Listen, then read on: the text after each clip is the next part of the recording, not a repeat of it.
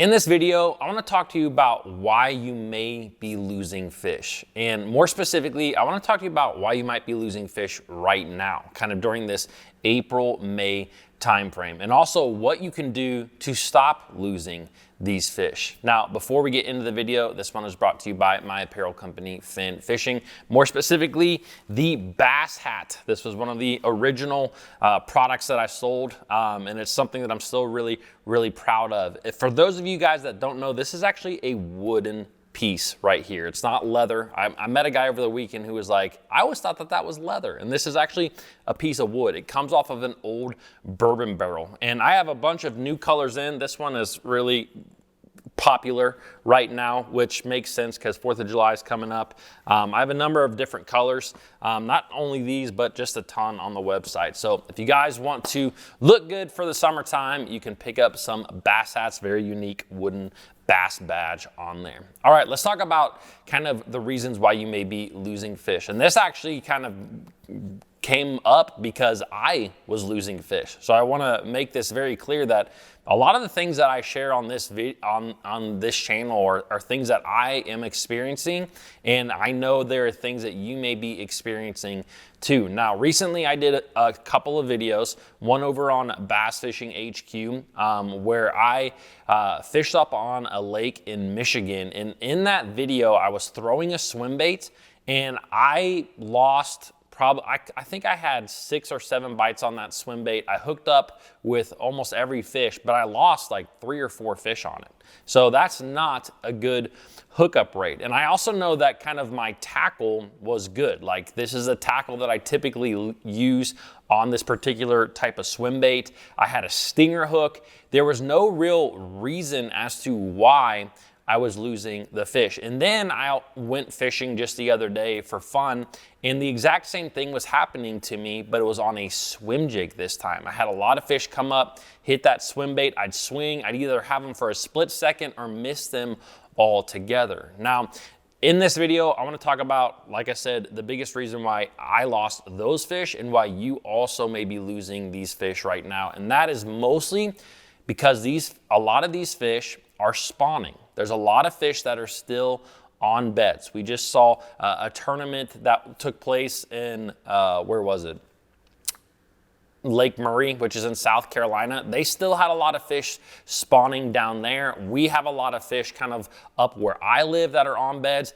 A lot of fish are in the spawning process. And so you just have to realize is that when you're out there and you're throwing, moving lures, for example, like me, throwing a swim bait, throwing a swim jig, those fish are not always hitting that bait during this time of the year because they want to eat it, because they are hungry. A lot of times they are simply hitting that bait because it's in their territory. It's in their zone. It's even going over their bed. And when that is happening, the bass aren't eating a bait the exact same way. They're not coming up there and trying to engulf it all at once. A lot of times they're just trying to get it off their bed or get it away from their area. It's a very territorial bite. And so when that is happening, you're gonna lose fish on a number of different lures, like I was with the swim bait, like I did with a swim jig, So I think it's really important to understand that if you have a lot of fish that are on beds, that is a big reason why you may be losing or missing fish. Now, it's very important to understand that sometimes those fish coming up, swiping at your bait, getting hooked up for a split second, they may help you to identify where beds are. So it's not always a bad thing, because if you don't mind bed fishing, you can kind of come back there and fish for that fish that is on a bed. Now, if you are fishing in relatively stained or muddy water, you're not going to be able to see that fish, but you still may be losing fish. Maybe you're throwing a spinner bait and you've lost some that are on a spinner bait. They seem to hit that bait, but they're not really getting hooked up.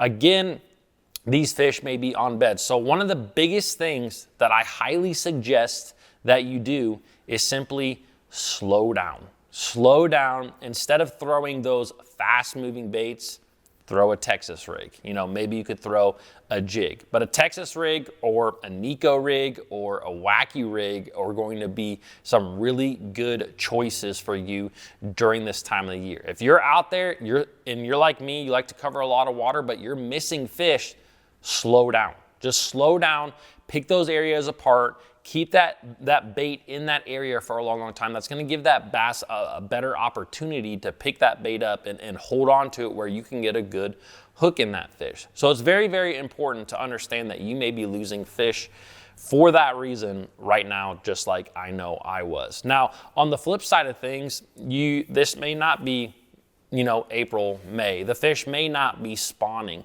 And when it comes to losing fish, when the fish aren't spawning, there's a number of reasons why this could be happening to you. And it's a very frustrating thing. Now, one of the biggest things that I think is very, very important to understand is your hooks. Your hooks can be the #1 reason why you lose fish. If you don't have good quality or sharp hooks, you will lose fish. I highly suggest anytime you're out there and you're fishing a bait for a little while, just run your fingers over those hooks. Don't get hooked, but run your fingers over those hooks.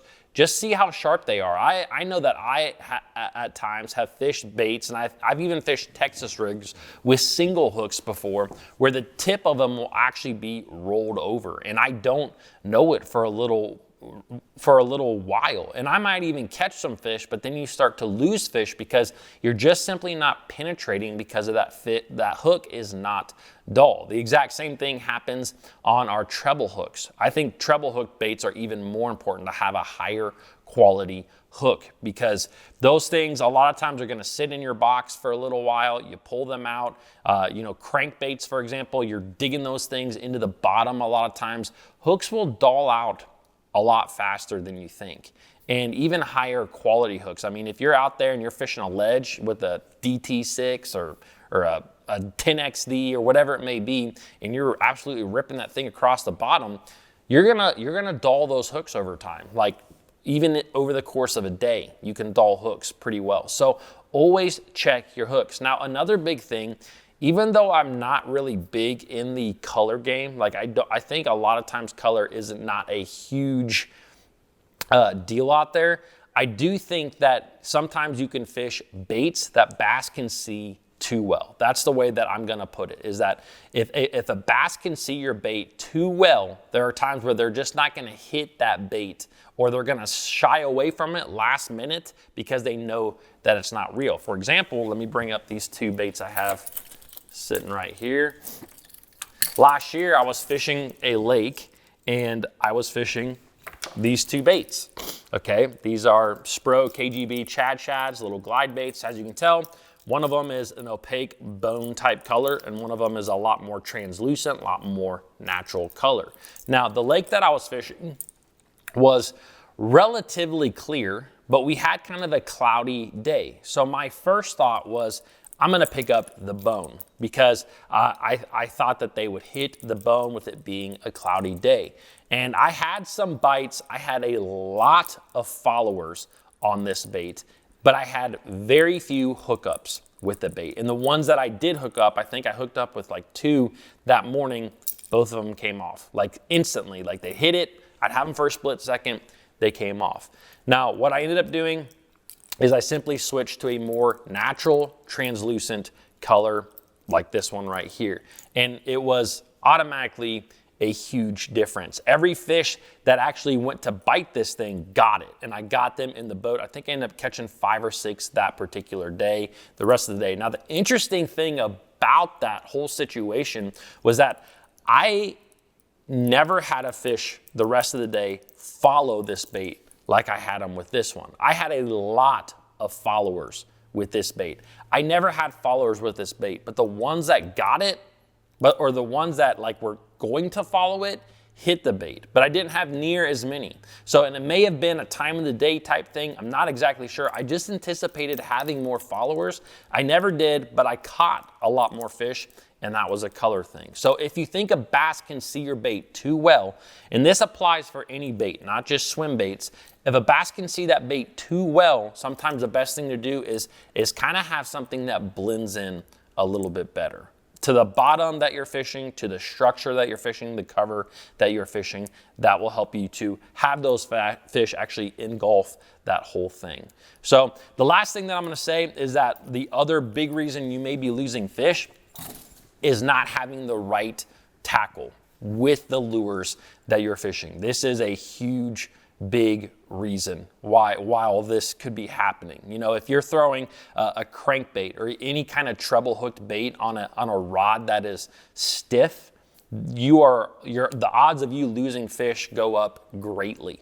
You know, if you're throwing a big single hooked bait like a jig, but you're fishing it on a rod that has too much give, it's too limber, it's too soft, that's also a big reason. So you really want to make sure that you are matching the rod that you are fishing with the bait that you're fishing, specifically the rod, because I think you can get away sometimes with having a reel that maybe is a gear ratio slower or faster than really that you need.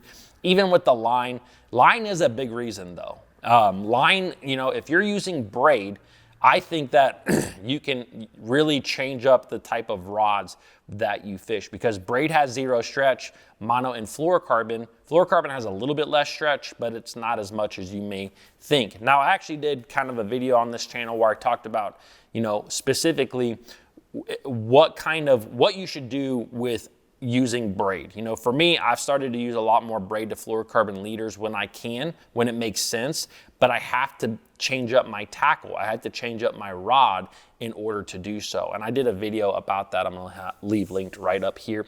Also, if you guys wanna help support the channel, click right here. All right, guys, I will see you tomorrow.